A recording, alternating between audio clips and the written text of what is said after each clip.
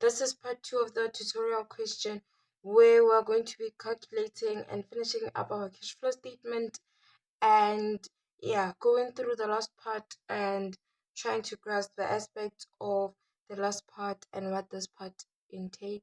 I had to upload this video on the same day at which I uploaded part 1 in order to ensure that if you're doing the question, you have the series of the videos in order to deal with all of this.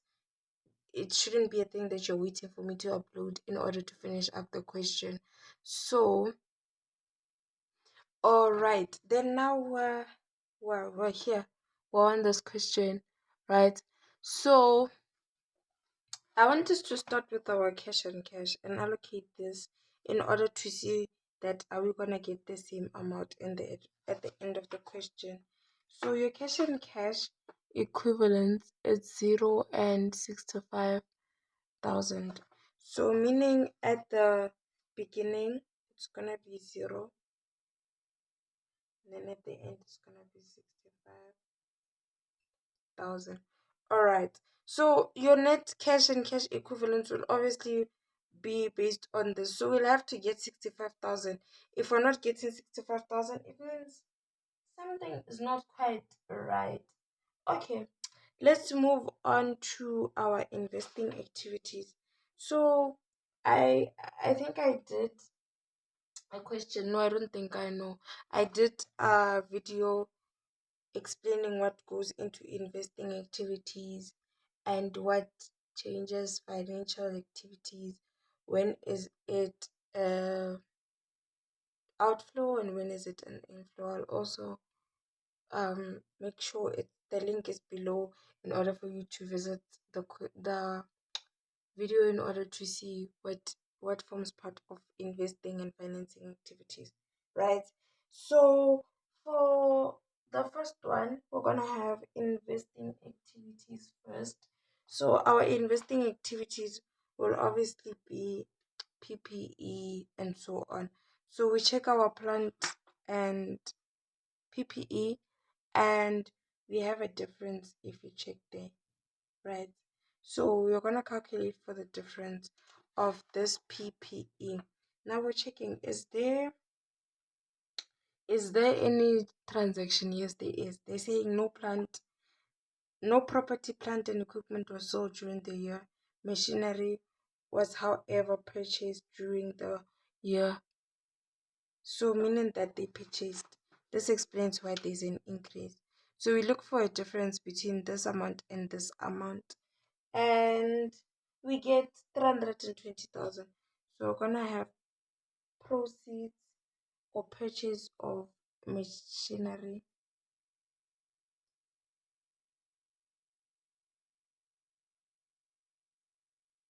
Let me just say proceeds because we use proceeds mostly. Proceeds of,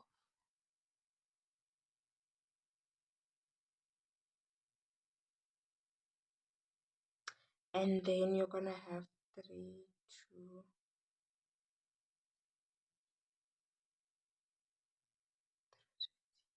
Yes.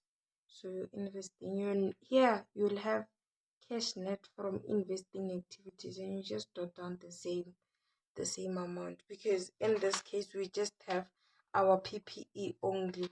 And then we move on to our financing activities, right?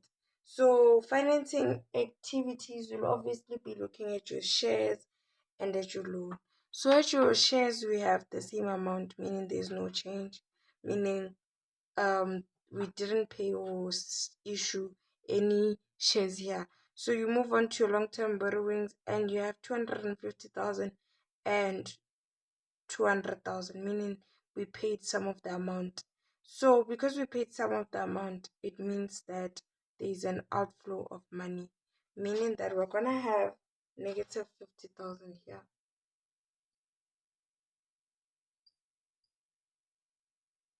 And then payment of loan. Right. So your 50,000 will obviously be here as well. as the balance. Net cash from financing activities. I just don't have space the same way I don't have space here. But you know that according to the format, how do you do it? The important part is getting the amounts. I just want you to get the amounts. The format, please go through the format so you ensure that everything is correct. So now what we're left with is getting the cash net cash from operating activities. Remember I said in the previous video I did work on this, so please ensure you check the previous video in order to see where do I get this amount that I'm gonna place here. I did calculate for it in the previous video. Okay, so we had 435 435,000. So now what you're gonna do is you're gonna take this 435,000 minus the 320 minus the 50,000, and you're supposed to get 65,000. When I get 65,000, it's chai. It's chai. We'll just get pat marks, and we're getting 65,000, meaning our cash flow statement balances. That's good. That's good for the first video of cash flow statement and indirect method.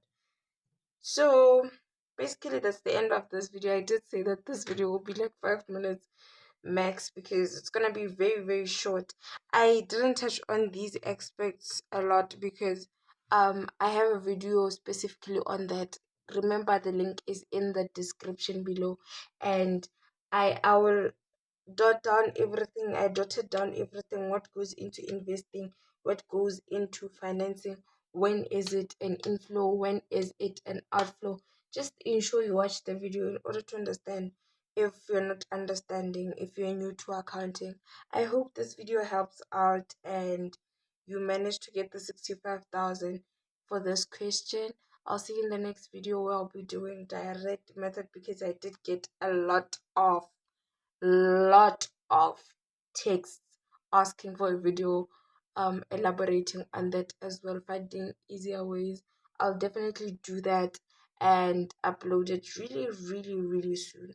So thank you for watching and bye.